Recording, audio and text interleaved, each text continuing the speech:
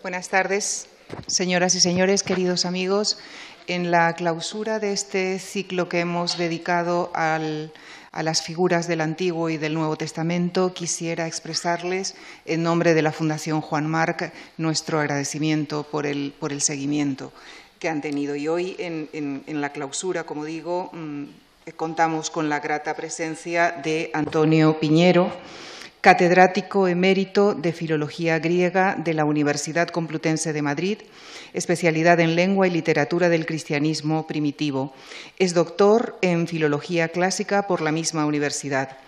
Entre sus publicaciones más importantes en ediciones de textos podemos citar que ha sido editor y coautor de la serie Apócrifos del Antiguo Testamento, de textos gnósticos, Biblioteca de Nag Hammadi, de Hechos Apócrifos de los Apóstoles, del Evangelio de Judas y de todos los Evangelios. Entre sus numerosos libros, varios de ellos traducidos a otros idiomas, destacan Guía para entender el Nuevo Testamento, Biblia y helenismo, pensamiento griego y formación del cristianismo, Cristianismos derrotados, Jesús y las mujeres y Ciudadano Jesús. Preguntas y respuestas, entre otros. Antonio Piñero es también traductor de textos científicos de Nuevo Testamento y religión en general. Es además autor de novelas históricas y en este campo está preparando con José Luis Corral la novela que será publicada en noviembre titulada El trono maldito. Esta tarde viene a hablarnos de los primeros y probablemente más conocidos biógrafos de Jesús: Marcos, Mateo, Lucas y Juan, los autores de los 4 evangelios. En este marco responderá a preguntas como ¿por qué se generaron los evangelios? ¿Es la forma literaria evangelio un invento de los cristianos? ¿Se copiaron unos a otros los evangelistas? Señoras y señores, con nuestro agradecimiento les dejo con las respuestas del profesor Antonio Piñero. Muchísimas gracias. Señoras, señores, mis primeras palabras son de agradecimiento muy sincero y muy profundo a la Fundación March, en la persona de su director, don Javier Gomá, por la espléndida idea que él ha tenido de organizar este ciclo y que yo veo que ha sido un éxito y, sobre todo, por el honor que me ha concedido de cerrarlo. Soy totalmente consciente de que pocas veces está un orador delante de un público tan selecto, tan fiel, tan correcto y educado. Así que, Javier, muchas gracias. Y en segundo lugar, yo que he organizado muchos ciclos y muchos cursos, quiero hacer una mención especialísima a Lucía Franco y a todo su equipo por lo que ha supuesto la organización del ciclo. Créanme, es un trabajo ímprobo desde el principio, contactando con los diversos ponentes hasta los más exquisitos detalles, de tal modo, sin que nadie se dé cuenta, salga todo a la perfección.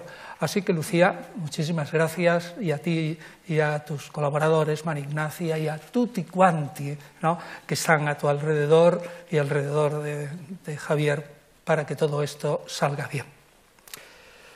Muy bien, y ahora vamos a nuestra tarea, que es grande, porque para cerrar el ciclo a mí me han tocado 4 figuras. Con notable esfuerzo, por la escasez de datos históricos, los conferenciantes anteriores han esbozado un dibujo de las figuras de Moisés, David, Isaías, Jesús y Pablo. Hay que confesar que con los evangelistas nos encontramos en una situación peor de información, pues de ellos casi no hay datos biográficos. Unos 80 años después de la composición del primer evangelio, Marcos, a mediados del siglo II, se comienza a poner nombres de autor a unas obras que serán importantísimas, al menos para el mundo occidental, pero que circularon al principio anónimamente.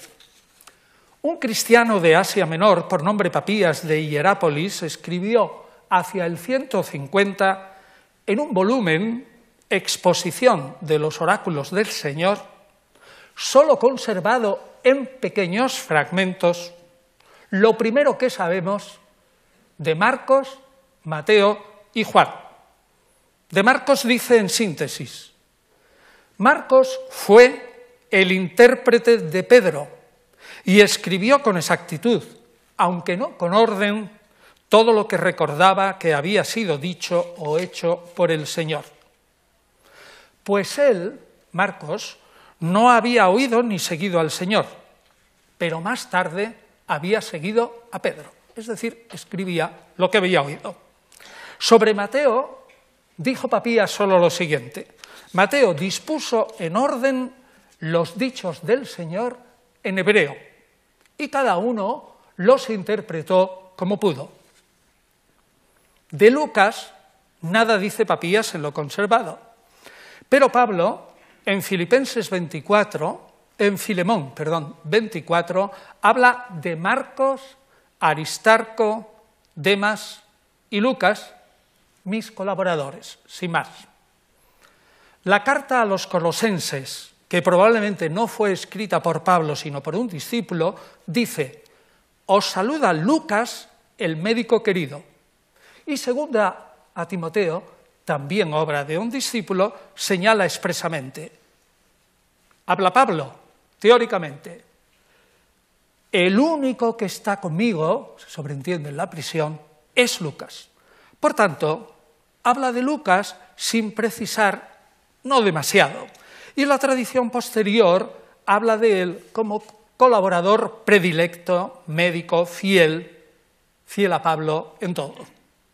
Y de Juan, el último evangelista, afirma Papías que fue un discípulo de Jesús que vivió mucho tiempo, hasta cerca del 120, y añade un dato interesante: el autor del Evangelio es distinto claramente de otro anciano de nombre Juan, de ahí la confusión, que fue el que compuso el Apocalipsis. Es decir, ya en el siglo II se dice que el Apocalipsis y el Evangelio tienen autores distintos.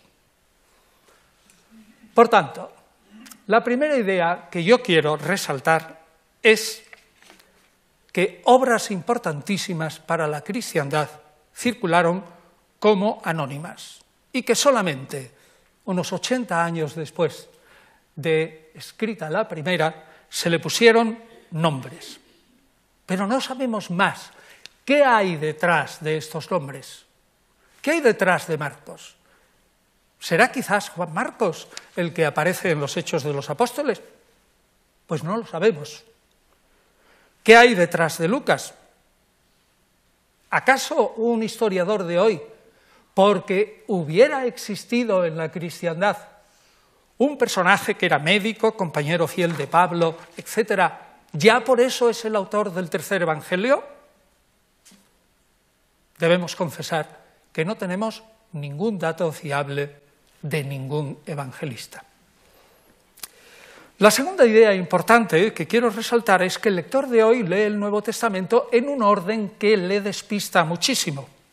Lo primero que encuentra el lector del Nuevo Testamento es los evangelios, e inmediatamente después viene Pablo, con lo cual se imagina el lector que primero se escribieron los evangelios y que después escribió Pablo. Pero es exactamente al revés, como espero que sepan.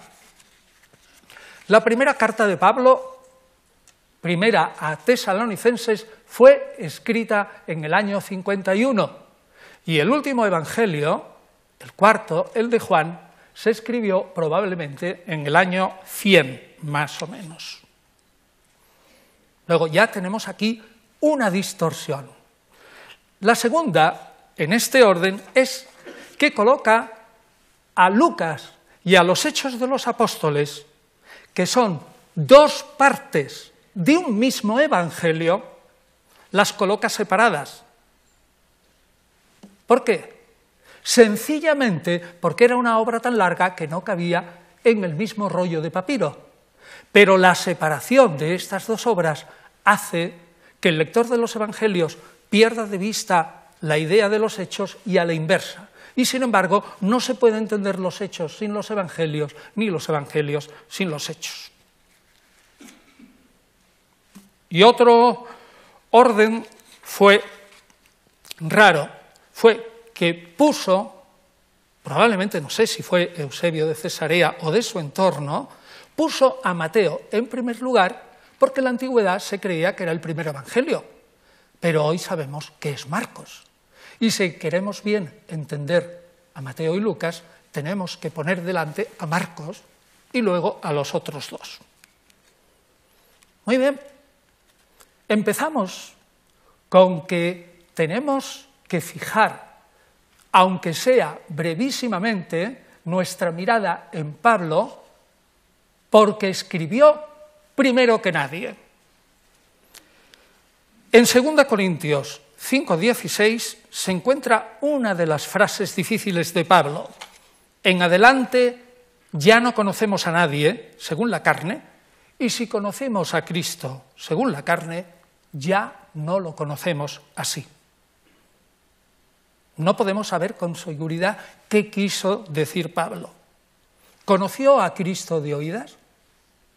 ¿O lo conoció de una manera normal, pero luego no le interesó ese conocimiento, sino solamente su vida, muerte, su pasión, muerte, resurrección en los cielos? No lo sabemos. Si tomamos todos los datos de las cartas auténticas de Pablo, que son solo 7,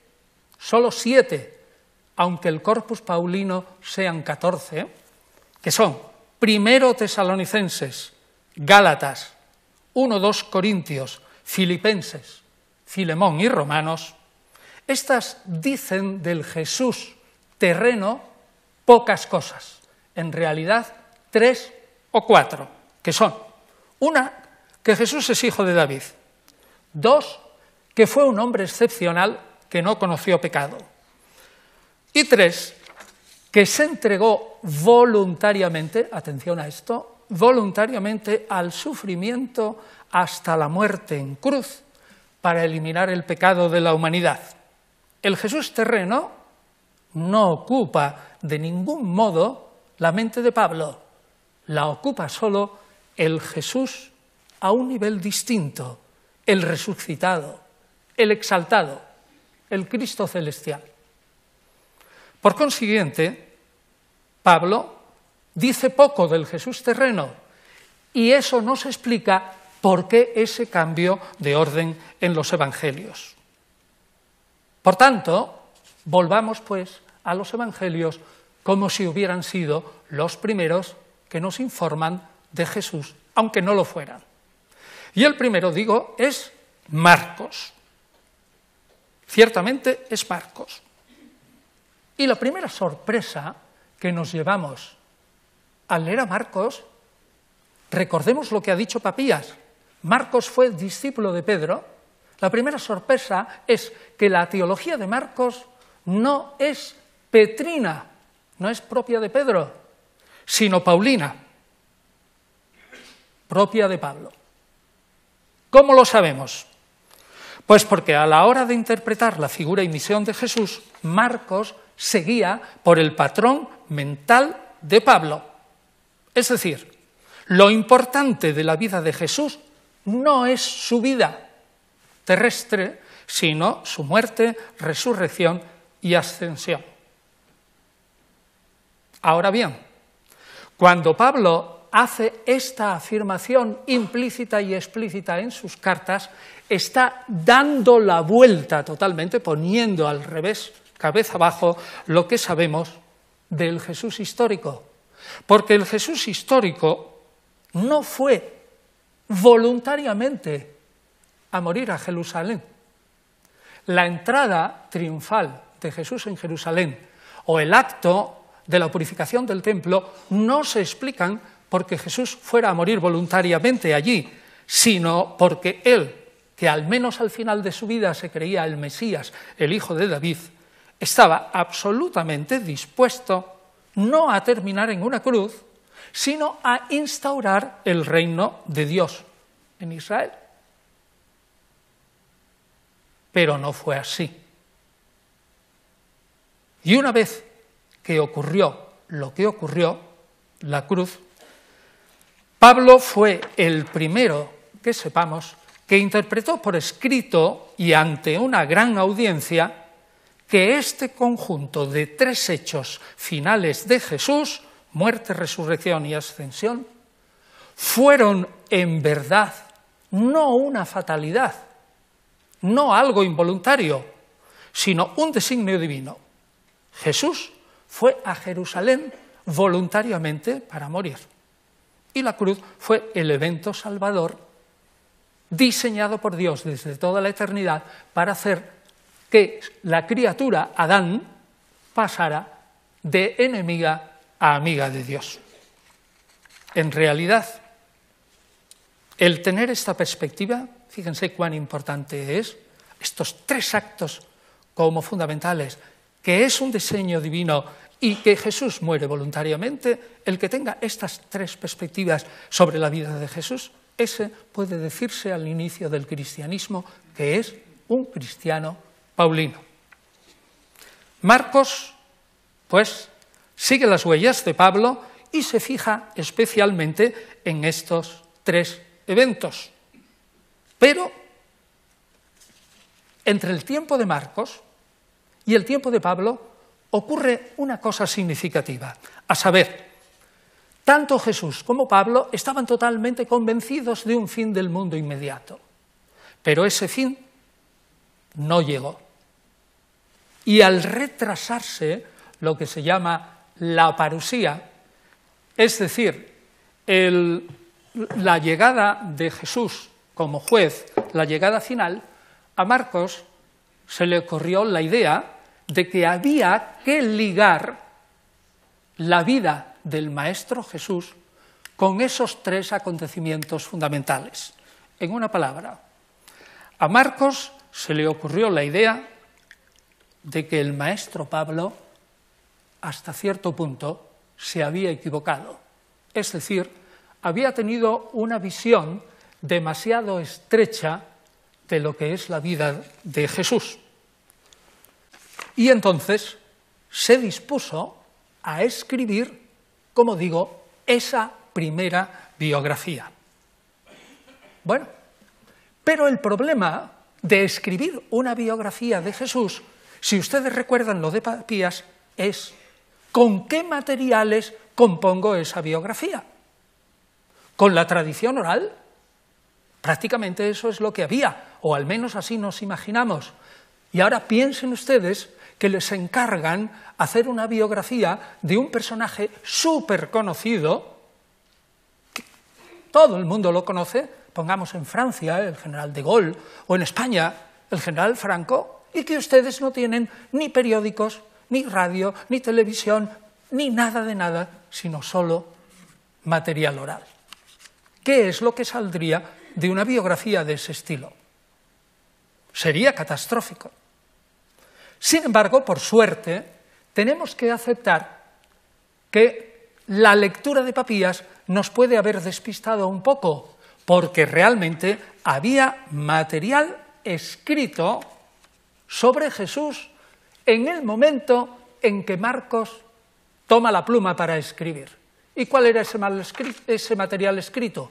Pues probablemente pequeñas narraciones de milagros, sanaciones, exorcismos, que un primer propagandista escribe en un pequeño trozo de papiro y lleva encima, o parábolas felices de Jesús, o sentencias de Jesús, o un discurso apocalíptico de Jesús contra el templo y contra Jerusalén, diciendo que Dios va a construir un templo no hecho por manos humanas. Pero sobre todo, lo que se encuentra Marcos es que alguien desconocido había resumido todos los eventos del final de Jesús, que probablemente duraron más de una semana, las había resumido en una semana y había compuesto una especie de esbozo de historia de la pasión.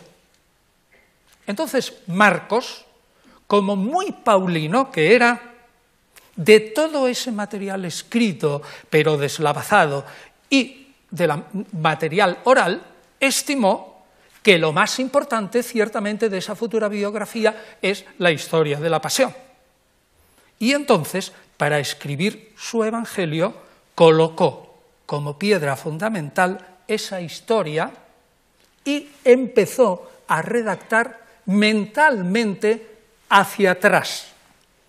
Es decir, desde la pasión hacia atrás hasta Juan Bautista. Y ahí se paró.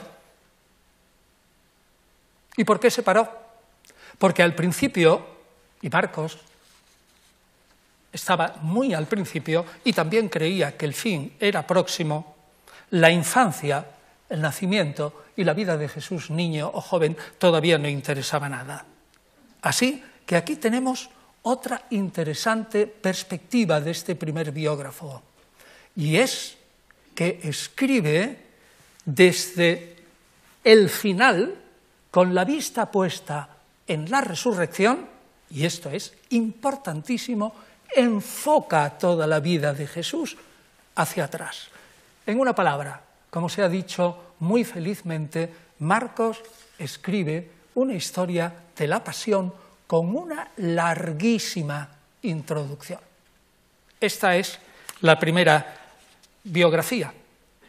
Pero cuando al inicio de esa biografía escribe Marcos una cita compuesta de Isaías y Malaquías: mira, envío mi mensajero delante de ti, que prepara tu camino. Una voz grita desde el desierto: preparad el camino del Señor. Con esta cita doble indica Marcos claramente desde el comienzo que Jesús es el biografiado más importante que imaginarse uno pueda, porque en él se cumplen todas las profecías del Antiguo Testamento. ¿Qué otros motivos tenía también para componer este relato? Pues podemos suponer que eran varios, y entre ellos, pues aparte de la curiosidad, pues escribir un escrito polémico, pues por ejemplo contra los fariseos, que ya estaban empezando a molestar a los judeocristianos. O por ejemplo contra la comunidad de Juan Bautista, que una vez muerto Juan Bautista, sin embargo seguían adorando al Maestro, y muchos de ellos decían que el verdadero Mesías era Juan Bautista y no Jesús. Marcos, con su biografía, pone para el público por primera vez, pone contra las cuerdas al Bautista, es decir, lo coloca desde el punto de vista cristiano en su sitio y dice: Juan Bautista no es el Mesías. El Mesías es Jesús y Juan Bautista es solo el precursor. Y otro motivo curioso pudo ser dar un tirón de orejas a la comunidad de seguidores de Jesús de Jerusalén, muy judíos, muy seguidores de Jesús, pero que albergaba en su seno a una serie de, Pablo les llama falsos hermanos, que se oponían rotundamente a la predicación paulina, muy querida por Marcos, hacia los paganos. Es decir, que predicaba que los paganos se salvarían como los judíos sin cumplir la ley de Moisés entera. Pues bien, ¿saben cómo hace Marcos para criticar indirectamente a esta familia?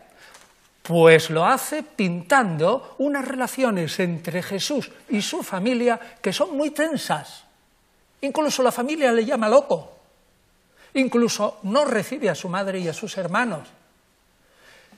Y lo hace pintando a unos discípulos que son tontos, necios, lerdos, lentos para entender el mensaje de Jesús, aunque lleven con él mucho tiempo. Y finalmente pinta a un Pedro, el príncipe de los apóstoles, lo pinta como un individuo impetuoso y arrojado que encima, al final, aunque se arrepiente, fue el traidor grande a Jesús. Finalmente, otro impulso pudo ser dejar bien claro ante esos gentiles a quienes iba dirigido su evangelio varias ideas. Uno, Jesús es mucho más que un profeta, es el Mesías prometido. Pero atención, no un Mesías como creen los judíos, sino el guerrero divino de Yahvé, que vence en todas las batallas terrenas, pero no contra ejércitos terrenos, sino contra Satanás, aquí en la tierra. Segunda idea, Jesús es el Hijo del Hombre del libro de Daniel, es decir, es un Mesías humano divino. Otros grupos de judíos de la época de Marcos, estamos en el siglo I, que es muy efervescente, decían que Jesús podía ser un hombre maravilloso, pero que no era de ninguna manera el Mesías era otro. Ese otro podía ser un profeta como Moisés, un judío egipcio venido desde lejos, o otro individuo que defendiera que el Mesías era el profeta Enoc, el séptimo varón después de Adán. Pero Marcos remacha, y a mí me parece que es el primero que coge esa maravillosa y mística y rara expresión de un como hijo de hombre a quien se le entrega todo el poder del capítulo 7 del libro de Daniel y se la coloca a Jesús, aprovechando, es decir, no se inventa nada, que el mismo Jesús se había llamado a sí mismo modestamente un hijo de hombre. La tercera idea es que Jesús es un hijo de Dios, pero atención, no un hijo de Dios tampoco como creen los judíos. Hijo de Dios especial es el sumo sacerdote, es el profeta o es el rey. No, un hijo de Dios absolutamente real. Ahora bien, da toda la impresión el Evangelio de Marcos, lo mismo que Pablo, y lo verán ustedes si leen atentamente Romanos 1, capítulo 1, versículos 1 al 4, probablemente Marcos, con Pablo, piensa que Jesús es un mero ser humano, pero que ya en el bautismo, Marcos, o desde la resurrección, Pablo, Dios eleva a ese hombre absolutamente justo y obediente, que acepta voluntariamente su muerte y que es el Mesías, lo eleva a los cielos y le da un nombre ante el que toda rodilla se doblega exactamente igual que ante Yahvé. Ese es el Hijo de Dios, tanto de Pablo como de Marcos. Podríamos seguir hablando de Marcos mucho tiempo, pero estamos apremiados. Nos quedan 3. Sobre los otros 2 evangelistas, Mateo y Lucas, con todo lo importantes que son, quiero pasar como un poco de puntillas, o darle la misma importancia para concentrarme en el último evangelio, el evangelio de Juan, porque es el más extraño, misterioso y difícil de todos los evangelios. Volviendo pues a los primeros, Mateo y Lucas.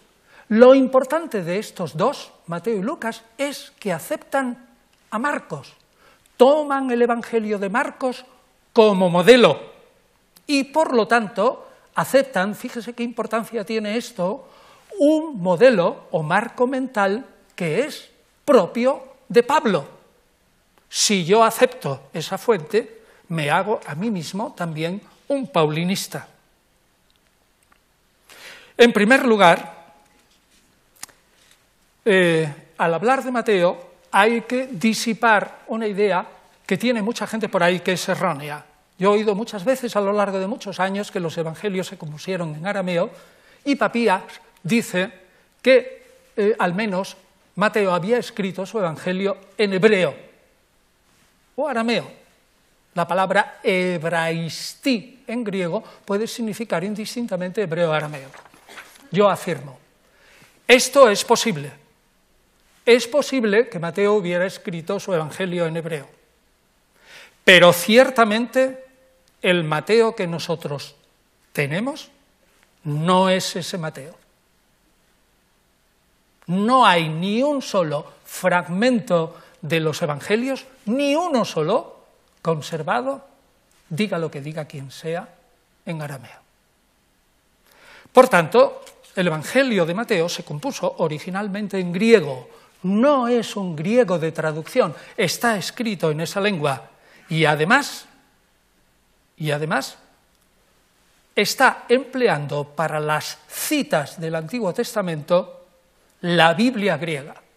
Es decir, el Mateo que tenemos no es ese, probablemente, del que habla Papías, sino otro. Es importante que fijen ustedes la mente en Mateo como un evangelista muy judío que insiste en que Jesús fue judío y que predicó la ley. Recuerden, antes pasará el cielo y la tierra, que deje de cumplirse un solo ápice de la ley.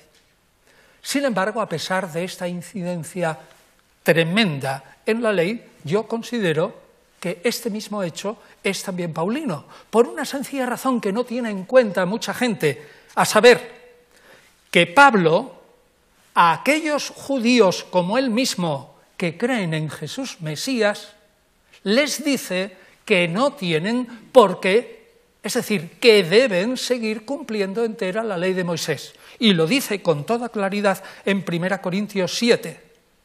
Nada vale, o sea, el que es llamado como judío, siga como judío, y el que es llamado como gentil o pagano, siga a Jesús como pagano. Permanezca cada uno en la llamada en la que fue llamado por Dios. El judío como judío y el gentil como gentil. Es decir, en lo que dice la gente que Mateo es totalmente judeo-cristiano y se aparta un poco de Pablo, yo afirmo que en eso está también de acuerdo con Pablo, porque no caemos en la cuenta, y ayer lo dijo el conferenciante Santiago el martes, de una manera no muy clara, pero lo dijo 2 veces, que Pablo fue durante toda su vida un judío conservador en ese aspecto, es decir, siguió siendo judío siempre y observando la ley. Mateo, por otra parte, sigue la senda de Marcos en enmendar a Pablo de tal modo que no se restringe a los datos que ya tenemos aquí. Hay que ensanchar. ¿Y qué es lo que hacen Mateo y Lucas? Pues utilizar, además de Marcos, otro texto escrito que se llama Fuente de los Dichos de Jesús. Curiosamente, de esta fuente de los dichos de Jesús no ha aparecido ni un solo manuscrito.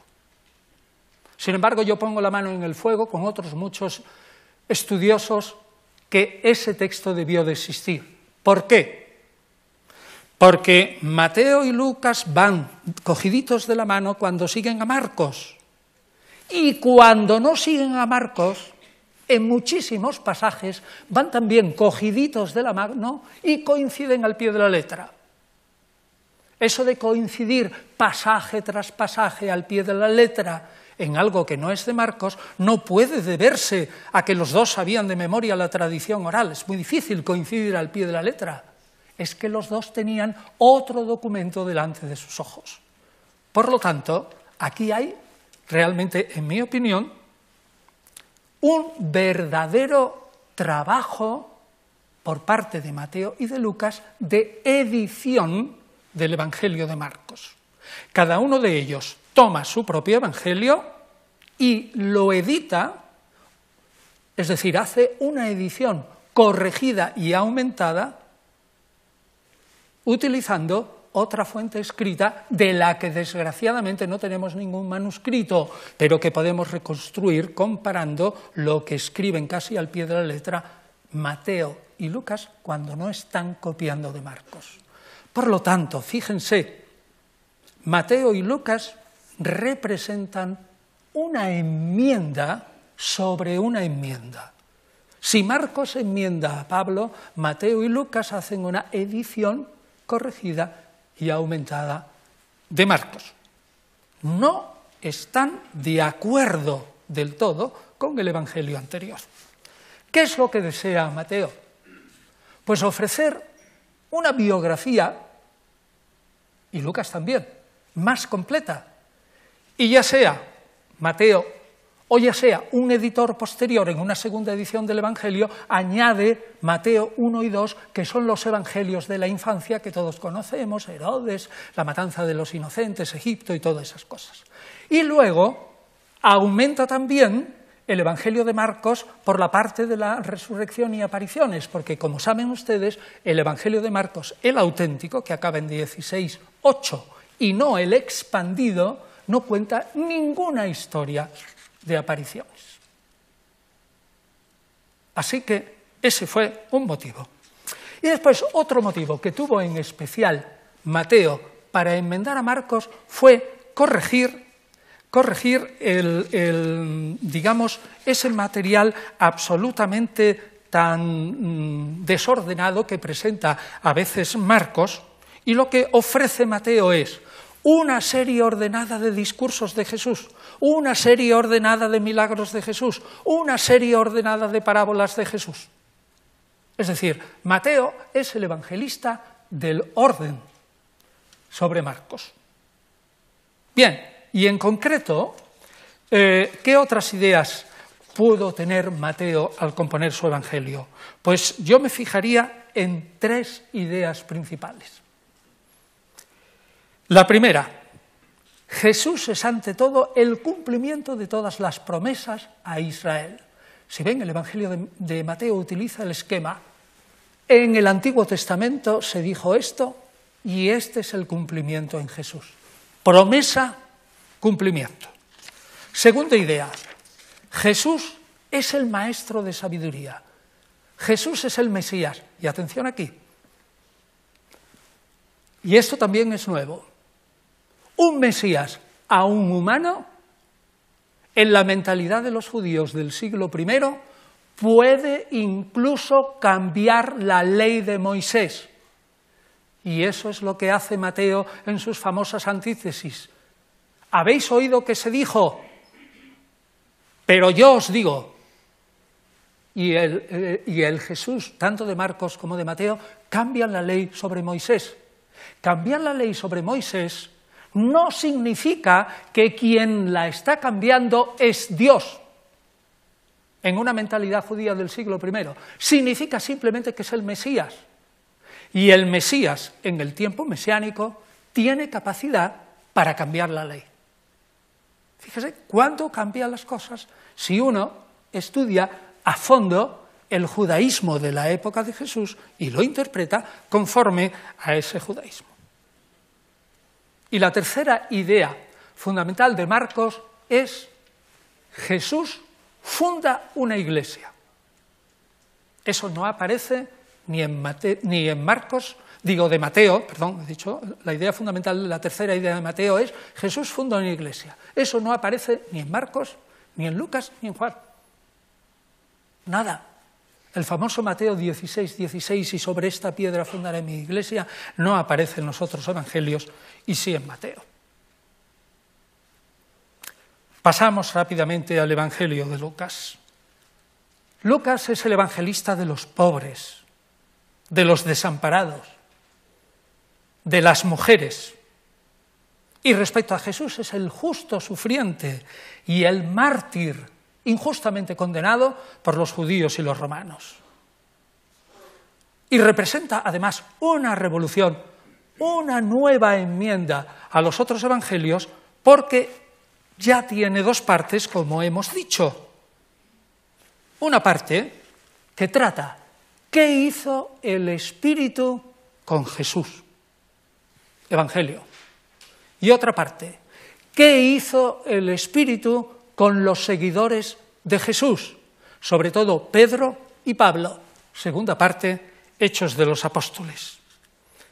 Esto significa que Lucas ya tiene una concepción de la historia, que está mirando desde arriba y que puede escribir, además de los dichos y hechos de Jesús, una pequeña historia de la iglesia primitiva. Esto es un avance monumental, porque a todo ello lo llama Lucas primera y segunda parte de mi libro. Oh, queridísimo Teófilo, aquí tienes la segunda parte de mi libro, etc. Es decir, todo es un evangelio o buena noticia. Pues bien, Lo importante aquí es que esta concepción de la historia es muy clara y es la siguiente. La historia para Lucas se divide en 3 secciones.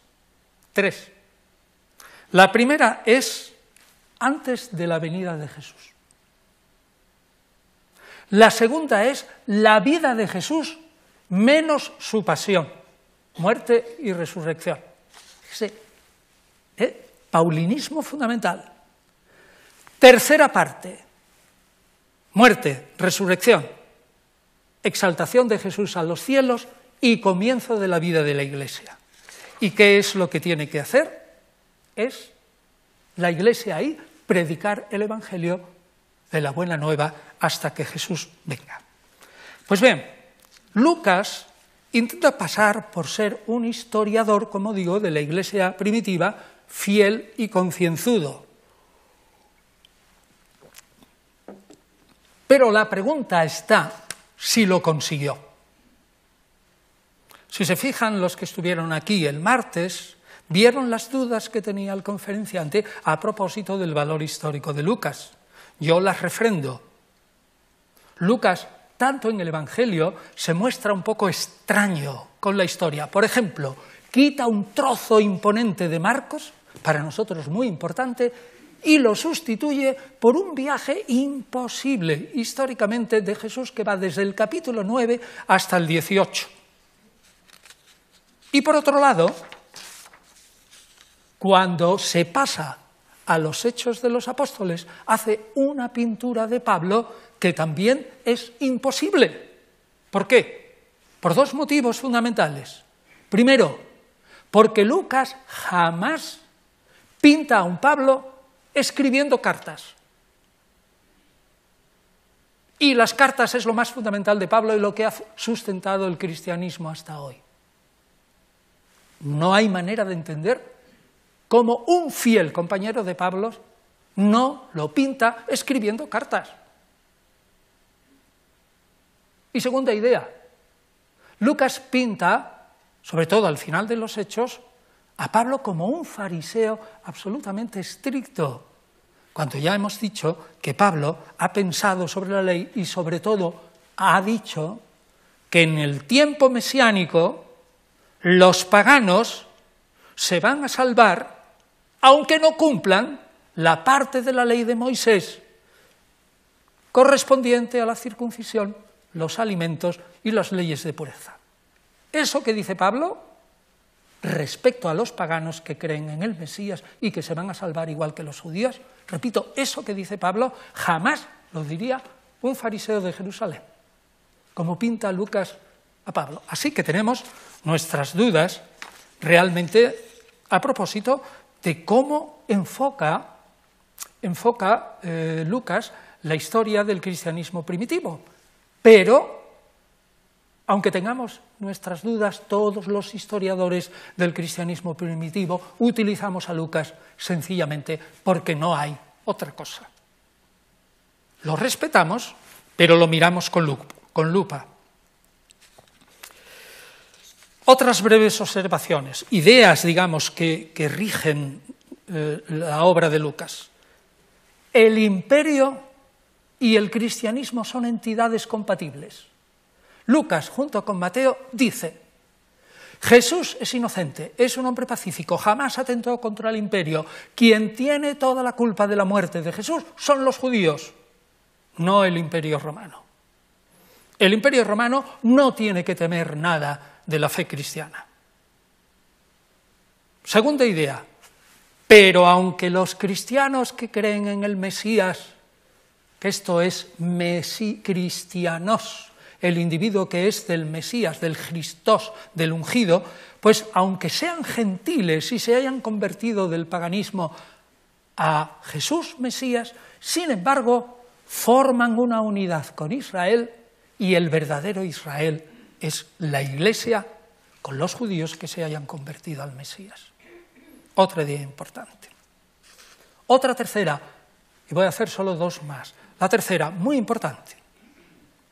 Cuando vino Jesús y predicó a los discípulos y los discípulos se lo transmitieron la fe en Jesús a sus discípulos, se formó una doctrina única que siempre es la misma, que nunca varía y que si varía es por obra de Satanás, que utiliza a los hombres malvados para que por amor a la lujuria y al dinero cambien la doctrina de Jesús, modifiquen los grupos, se hagan jefes de grupo y obtengan poder y gloria. Eso no es así, dice Lucas. Solo hay una doctrina, siempre es la misma y no cambia. Y por último, y esto es muy importante, y creo que también es un tanto nuevo, para Lucas la Iglesia está totalmente instalada en el mundo. Y si está bien instalada en el mundo es porque es consciente que la venida de Jesús como Mesías, la segunda venida, es decir, la parusía, se está retrasando. Hay que solucionar ese problema. ¿Saben ustedes cómo lo soluciona Lucas? Pues poniendo, en mi opinión, y en la opinión de otros investigadores, en boca de Jesús una frase que es la siguiente: el reino de Dios viene sin dejarse sentir, y no dirán, vedlo aquí, vedlo allá, porque el reino de los cielos ya está entre vosotros. El reino de los cielos ya ha venido y ya está entre vosotros. Es la única expresión en todos los 4 evangelios que se afirma con toda claridad que el reino de Dios ha venido. En el resto, en más de una decena de veces, el reino de Dios no ha venido, sino que hay que esperarlo. Además, sabemos que el Jesús de la historia, que esperaba un reino de Dios futuro e inminente, no decía que el reino de Dios se iba a implantar en los corazones de los israelitas, no, sino en la tierra de Israel, donde todos gozarían de amplia comida, bebida. El símbolo del reino de Dios para Jesús es un banquete de bodas, comida y bebida para los más pobres. Pues bien, este único pasaje de Lucas es, en mi opinión, el arreglo maravilloso de Lucas para solucionar el problema del retraso de la parusía. Si Jesús afirmó que el reino ya está aquí y que además está en los corazones de los hombres, no importa que la parusía se retrase por los siglos de los siglos, porque el reino de Dios ya ha empezado. Pero fíjense solo este detalle. Si eso fuera así, ¿por qué dijo Jesús, cuando sus discípulos le dijeron, enséñanos a rezar? ¿Por qué dice, vosotros debéis de rezar así? Y entre ellas hay una petición muy importante que dice, venga a nosotros tu reino. No acrecienta tu reino que ya está dentro de nosotros, sino que venga.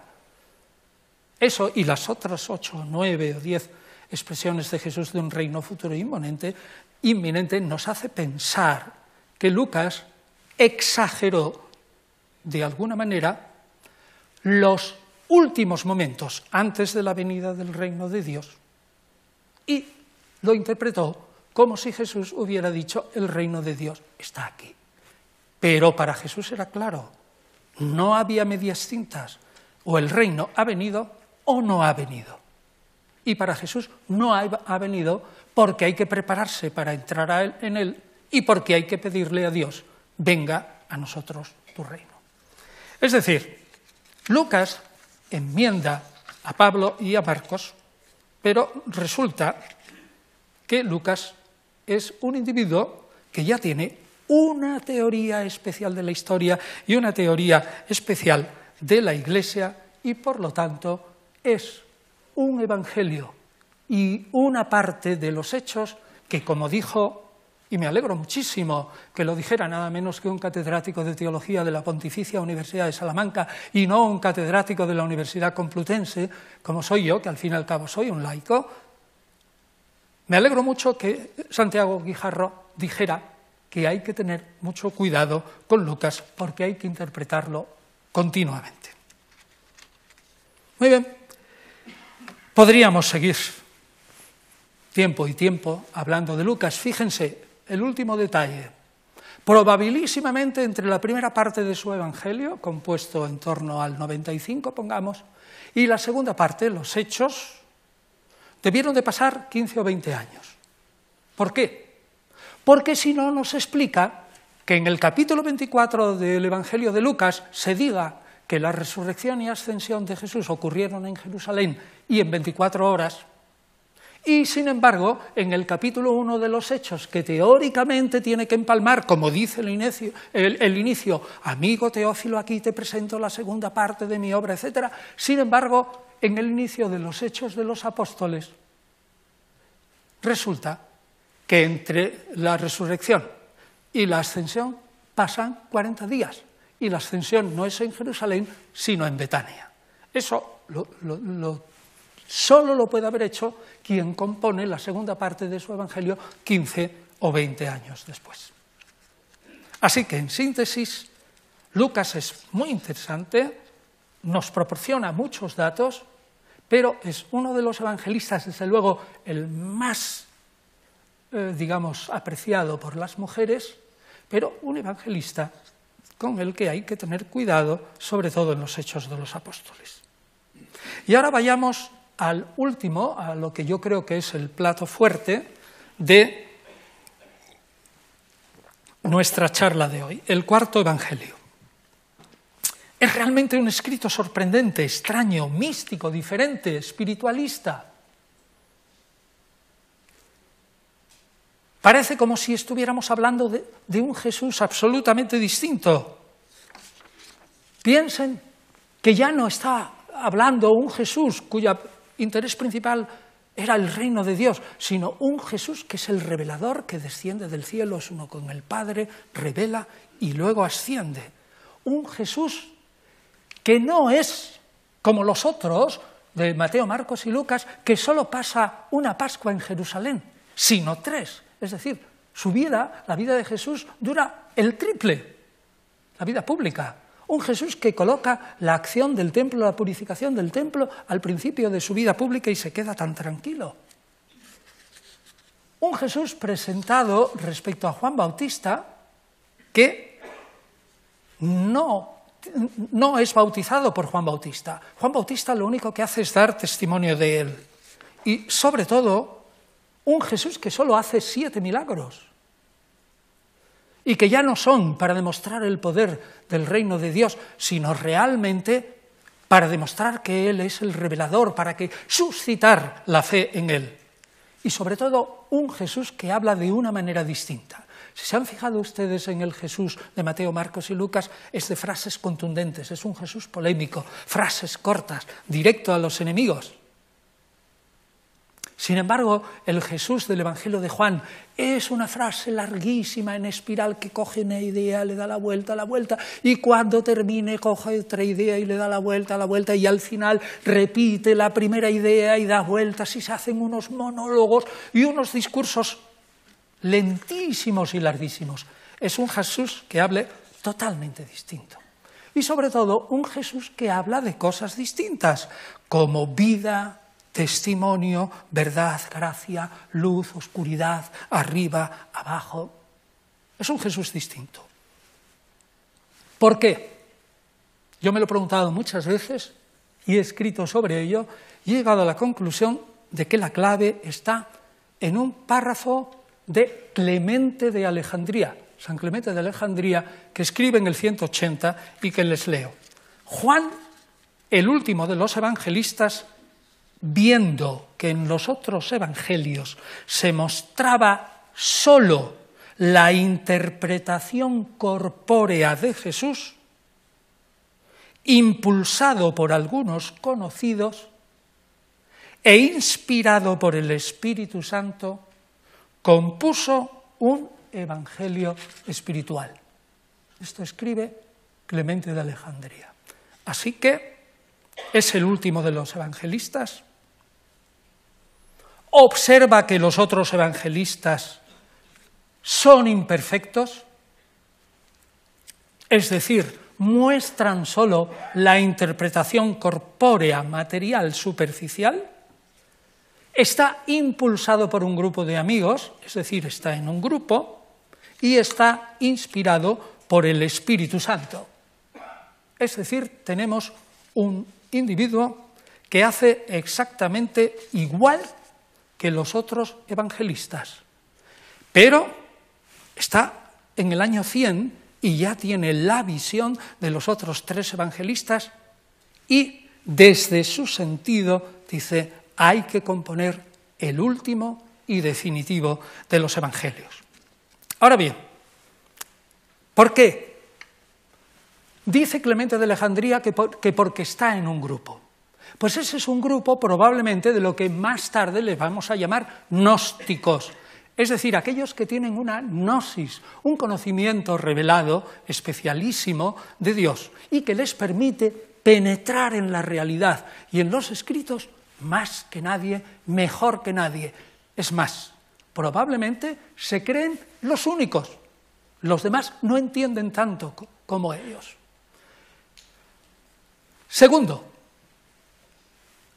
lo que quiere decir Clemente es que Juan, viendo que los otros evangelistas, es decir, conociendo a los otros evangelistas, escribe una refutación. Pero aquí tengo que hacer una precisión.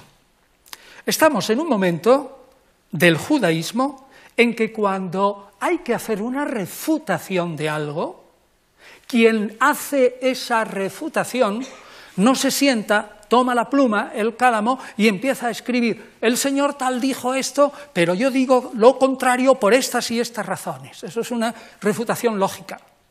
No hace eso un judío del siglo I. Lo que hace es escribir otra nueva obra en la que aparecen los mismos personajes, pero hablando de una manera absolutamente distinta. Esto es lo común. Mire, el libro de la sabiduría, por ejemplo, se escribe contra el eclesiastés, que no cree en la inmortalidad del alma y no cree en el mundo futuro.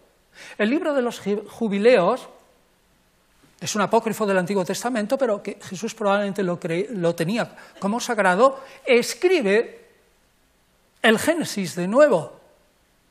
El Pseudofilón, que es un individuo que no conocemos, pero que es de la época de Pablo y de Marcos, escribe otra vez y reescribe el Génesis para su época. Es decir, que lo que se hace es, conociendo perfectamente lo que han escrito los demás, no componer una refutación, sino escribir una obra nueva. Recuerden el ejemplo que les he dicho del Hijo del Hombre en Marcos. Cuando Marcos es el primero, en mi opinión, que afirma el Hijo del Hombre, según Daniel, es Jesús y por lo tanto Jesús el Mesías, aparece otra secta judía, de la que tenemos su obra, y no escribe una refutación de Marcos, escribe el libro de las parábolas de Enoc y entonces presenta a Enoc como el Mesías y el juez final de todos los tiempos. Les voy a poner un ejemplo auténticamente, atronador, diría yo, y que creo que les va a admirar. Lo he tomado del texto del Pseudofilón, que, repito, reescribe la Biblia entera, pero no tenemos la obra completa y llega solamente hasta Saúl. Ahora les voy a leer qué leyó en su Biblia, estamos en el año 50 o en el año 60 después de Cristo, ya existía esa Biblia, qué leyó el Pseudofilón al principio de 1 Samuel en el Cántico de Ana. Es decir, Ana, la madre de Samuel, que era una mujer estéril y sin embargo ha tenido un hijo y presenta el hijo al templo, al sacerdote Elí, y además hace un canto a Yahvé. Fíjense lo que dice 1 Samuel. Solo es el principio, pero verán el tono de la refutación, o mejor dicho, de la reescritura y acomodación de una idea al momento actual, porque uno tiene una sabiduría para hacerlo, dada por Dios. Dice Ana, según 1 Samuel, no hay santo como Yahvé, porque nadie hay fuera de ti, oh Dios, ni roca como tú, nuestro Dios. No multipliquéis palabras altaneras, no salga de vuestra boca la arrogancia. Dios de sabiduría es Yahvé, suyo es juzgar los elementos y las acciones. Y fíjese cómo reescribe el canto de Ana el autor de las antigüedades bíblicas. Y dice, acudid a mi voz todas las gentes, escuchad mi palabra a todos los reinos, porque se abre mi boca para hablar y mis labios deben cantar al Señor. Destilad, pechos míos, la sabiduría, anunciad vuestro testimonio, porque se os ha mandado que amamantéis, no solo a Samuel, sino a los pueblos. Firme será el que se alimente de vosotros, iluminará al pueblo con sus palabras, mostrará los preceptos a las gentes, a los gentiles, y su poder se elevará muy alto. Es sencillamente impresionante. ¿Acaso se puede decir que el autor de las antigüedades bíblicas no conocía el texto bíblico? De ningún modo. Se lo sabía seguro de memoria. Seguro. Sin embargo, no compone una refutación, compone una reescritura. Y hace una reescritura que se parece muy poco al modelo, pero que en realidad dice lo mismo. No hay más Dios que Yahvé, la sabiduría es de Yahvé, y una vez que ha nacido Samuel, la sabiduría de Yahvé alcanzará no solo al pueblo, sino a las gentes. Lo mismo hace el maestro de justicia en los manuscritos del Mar Muerto en Qurrán. Y lo mismo hace Juan en el cuarto evangelio. Juan no refuta, sino que reescribe, reinterpreta, alegoriza a Jesús. Lo alegoriza, ¿sí? Está haciendo lo mismo que los filósofos estoicos desde el siglo III antes de Cristo, cuando consideran que lo que ha dicho Homero es sagrado. Pero claro, Homero está hablando de la guerra de Troya, pero si se toma alegóricamente se puede sacar de ahí una teología de los dioses y los hombres. Pues lo mismo hace Juan, alegoriza el material sinóptico. Por ejemplo, ¿con qué poder haces esto después de la purificación del templo? Y dice Jesús, destruid este templo y en 3 días lo resucitaré. Le replican los judíos, ¿cómo? Si vas tú a destruir el templo y en 3 días a reconstruirlo. Y dice el evangelista, no lo entendieron porque Jesús no hablaba del templo, sino de su propio cuerpo. Es decir, está reinterpretando, alegorizando una palabra de Jesús. Bueno, pues todo el evangelio de Juan es así, una reescritura y reinterpretación. ¿Por qué? Pues el principio no me lo invento yo, ya lo he dicho, es de Clemente de Alejandría. Y ahora le demostraré a ustedes que está esta solución dentro del Evangelio mismo.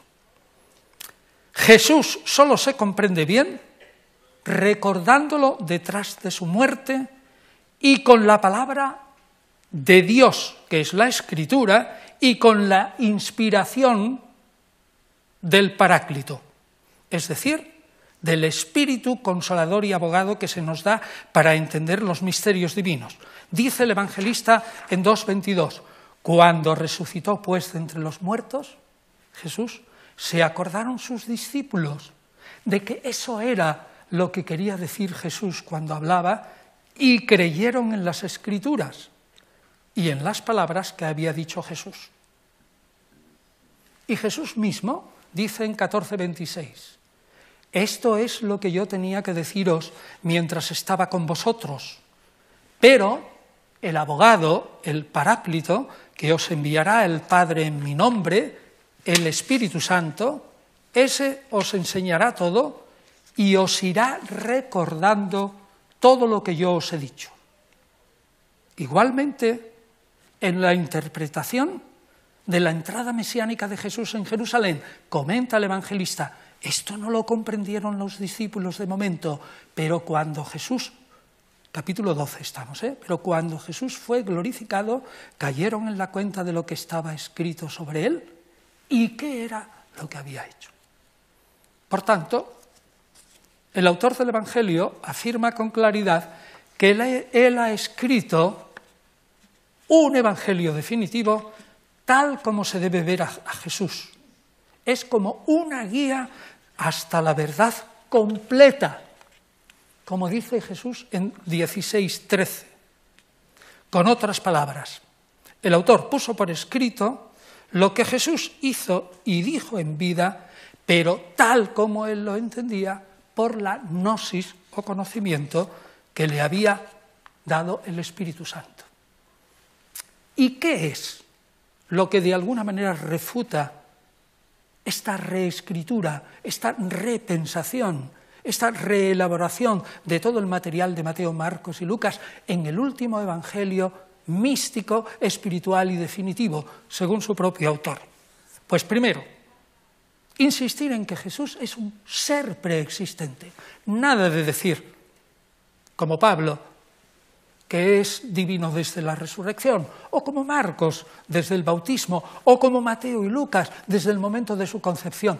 Todos están equivocados. Jesús es el logos preexistente y existe antes que los siglos. 2. Hay una idea fundamental que es la que recorre todo el Evangelio. Existe una unidad sustancial entre el Padre y el Hijo. El Padre y el Hijo son uno. Y aquel que crea en el Hijo es uno con el Padre. 3. El Logos se ha encarnado, ha venido en la tierra, ha revelado, es Jesucristo, y cuando termine la revelación y sea glorificado, asciende al cielo. 4. La revelación de Jesús no consiste solamente en conocimiento, sino que toda la vida de Jesús es revelación y, por lo tanto, contemplar toda la vida de Jesús. Por eso se escribe un evangelio nuevo, es la revelación. 5. Jesús no es solo rabino, profeta, Mesías, hacedor de milagros, sanador, sabio experto en la ley, como dicen Mateo, Marcos y Lucas. No, Jesús es luz, camino, verdad, vida, pastor, espíritu, revelador. Este es el Jesús profundo, este es el Jesús espiritual. Esto es lo que hace el cuarto evangelio y por eso es tan extraño, tan místico, tan diferente. ¿Quién es el autor? No lo sabemos. Pero el Evangelio dice 5 veces que el garante, nunca dice que es estrictamente el autor. Dice 5 veces que hay un discípulo amado. Nunca dice el nombre. Tampoco dice el nombre de María, la madre de Jesús. Son seres que quedan ahí misteriosos. No dice el nombre de María porque María se funda la iglesia al pie de la cruz. Y no dice el nombre del discípulo amado porque es el garante de toda la verdad, de todo este evangelio místico, profundo, espiritual.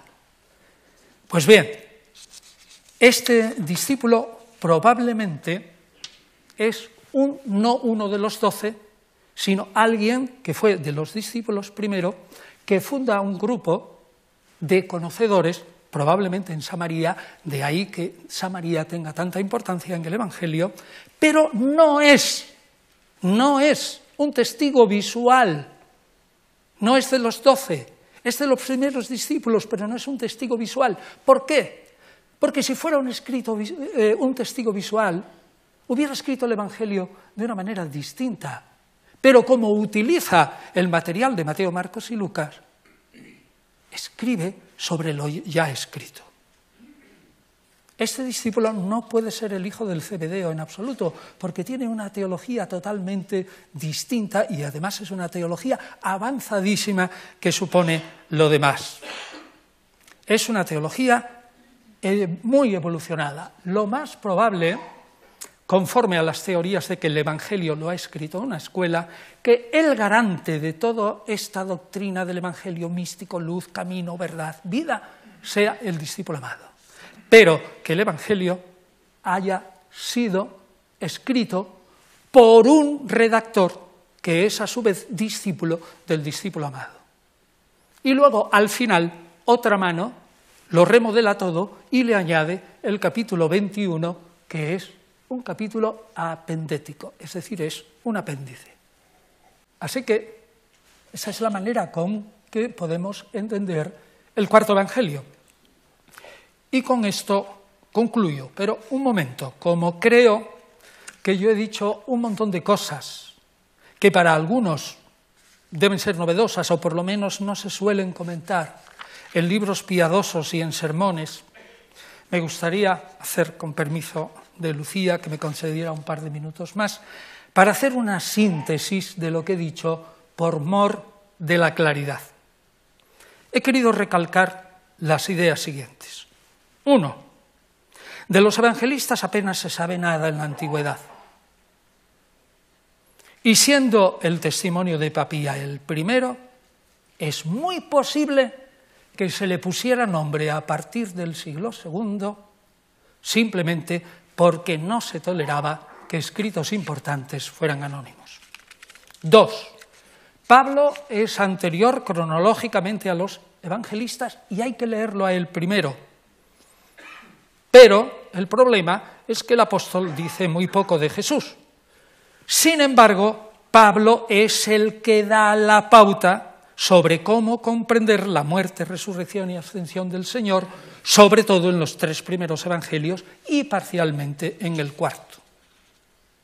3.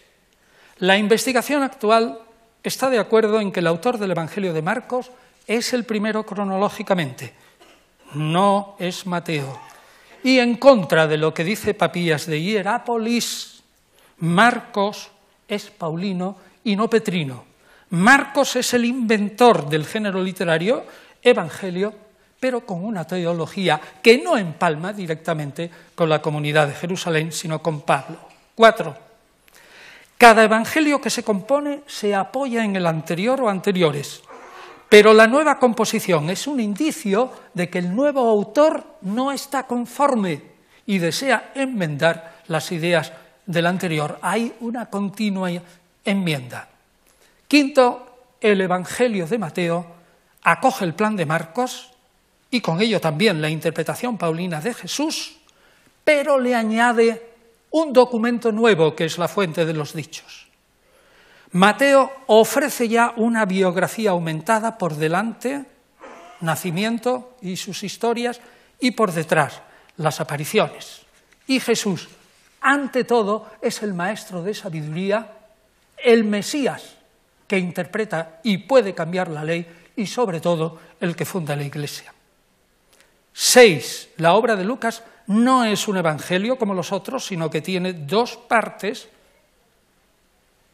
Evangelio y Hechos. Es un autor interesantísimo, sobre todo para la historia más inmediata del cristianismo primitivo, pero hay que tener cuidado con él.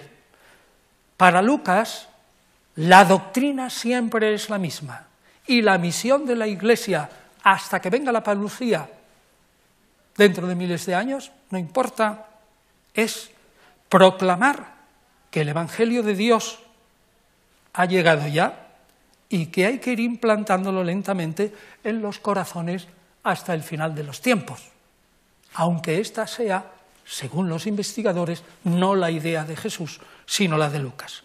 Y por último, he dicho que el Evangelio de Juan, extraño, difícil, espiritual y místico, se comprende maravillosamente si lo situamos en el mundo judío de la época, altísimamente espiritualizado, altísimamente religioso, que tiene la conciencia de haber recibido de Dios una ciencia especial y que, por lo tanto, tras mucho tiempo de reflexión, no escribe una refutación de los otros 3 evangelios, sino que lo que hace es una repensación, una reinterpretación, una reescritura y un evangelio místico y definitivo, según él. Mientras los demás evangelistas, ojo, no se han equivocado, jamás lo dice, pero solo han transmitido lo carnal y superficial del Salvador, este evangelio transmite lo profundo y lo espiritual, lo verdaderamente verdadero. La Iglesia ha decidido desde siempre no fijarse en las diferencias entre los evangelios, sino hacer una imagen mixta de Jesús con elementos de los 4. La investigación histórica de hoy, por su parte, sostiene que esa figura mezclada, mixta, sacada de los 4, corresponde, sin ninguna duda, a la del Cristo espiritual, pero no a la del Jesús de la historia. Sin embargo, cada creyente, y esto lo defiendo en Jesús de Nazaret, el hombre de las 100 caras, desde los inicios, cada creyente se ha construido su propio Cristo. Y no veo por qué no puede hacerlo ahora. Por lo tanto, cada creyente debe tomar su propia decisión, como así se ha hecho a lo largo de los siglos. Muchas gracias.